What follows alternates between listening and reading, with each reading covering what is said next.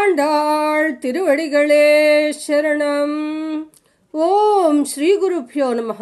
భగవద్భక్తులందరికీ ధనుర్మాస శుభాకాంక్షలు. ధనుర్మాస వ్రతంలో మనం ఈరోజు 30వ రోజు చివరి రోజుకు చేరుకున్నాము.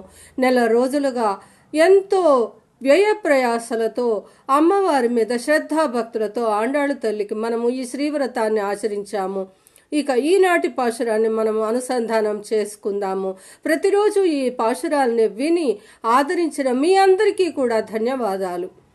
వంగక్కడల్ కడైంద మాతవనై కేశవనై திங்கள் திருமுகத்து சேயிழையார் சென்றோ இங்கிலத்தை அங்கு அப்பறை கொண்ட ஆத்தை அணிபுதுவை ஸ்பைம் கமலத்தன் தெரியல் பட்டு பிரான் கோடைஷான்ன செங்கத்தமிழ் மாலை 30 தப்பாமே இங்கு இப்பிரிசு உரைப்பார் ஈரிரண்டு மால்வரை தோள் செம்கண் திருமுகத்து செல்வலா திருமாலால் எங்கும் திருவருள் பெற்று ఇంబురువర్ ఎంబావాయ్.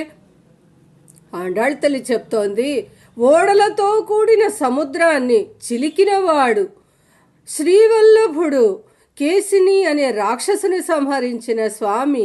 అలాంటి స్వామి చంద్రముఖానికి మనందరము విలక్షణమైన ఆభరణాలు ధరించిన గోపికలు మనందరము వెళ్ళి స్తోత్రము చేసి వ్రేపల్లె అందు నోముకోవలసిన సామాగ్రిని, మన యొక్క ధర్మార్థ కామాల్ని ఆ స్వామి అనుగ్రహం వలన తీర్చుకున్నాము.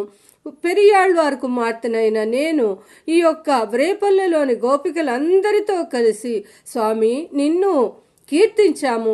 ఈ 30 రోజులు నిన్ను స్తోత్రము చేసినందుకు కాను.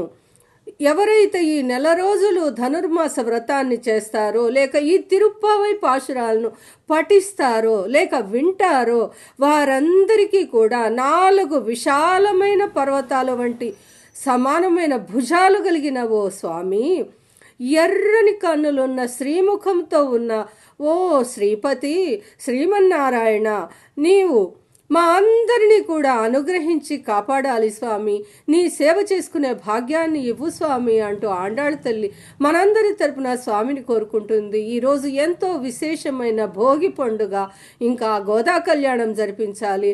ఆండాళ్ తల్లి రంగనాథ స్వామిని చేరుకున్న శుభ సమయము, ఎంతో విశేషమైన రోజు. ఆండాళ్ తల్లికి 100 కోటి ప్రణామాలు అర్పిద్దాము. ఓం శ్రీ గోదాయై రంగనాథ ప్రియాయై నమః. ఈ వీడియో నచ్చిన వారు లైక్ చేసి, షేర్ చేసి, సబ్స్క్రైబ్ చేసుకోండి. ఆండాళ్ తిరువడిగళే.